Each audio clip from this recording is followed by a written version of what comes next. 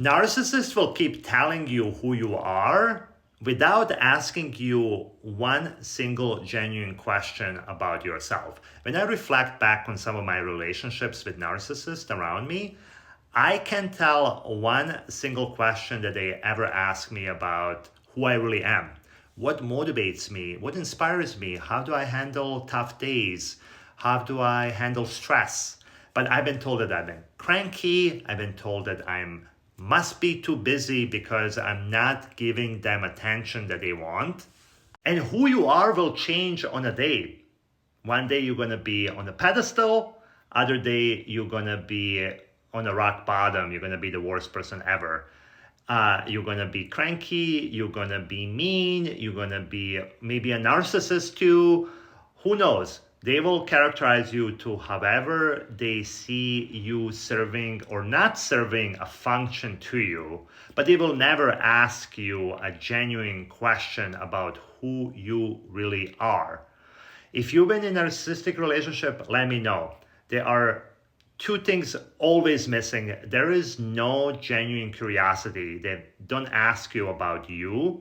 And then if you do share anything about yourself, they're not listening. So there's no active, genuine listening. These two things are what I think are the big part of the empathy, because how can you have a genuine empathy for someone if you're not really care to know who they really are or what they're going through? And what's really important to remember about this is that they hold a mirror to you that doesn't have an accurate representation of yourself. This is why people that end up leaving narcissistic relationships have inaccurate self-appraisal of themselves. And usually they think a lot worse of themselves than who they actually are. They internalize and they start gaslighting themselves based on the mirror that narcissists have been holding to them. People will think like, I am so mean. And you kind of review some of the things that they've done. You're like, that's not mean at all. You just kind of spoke up for yourself. That's self-advocacy that's not allowed in narcissistic relationships because you've been shamed for it. You've been called names because that doesn't serve a function to a narcissist.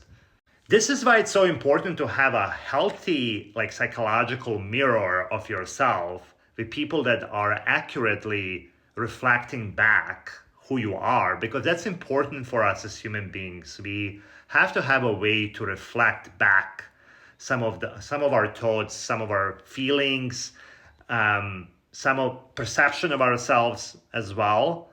And when with narcissists, there is a place for only one perception, one reality, one perspective, and you become that almost like a furniture, that fixed appliance that's either working for them or there must be something wrong with you if you're not giving them exactly what they want. Here is another confusing factor in narcissistic relationships.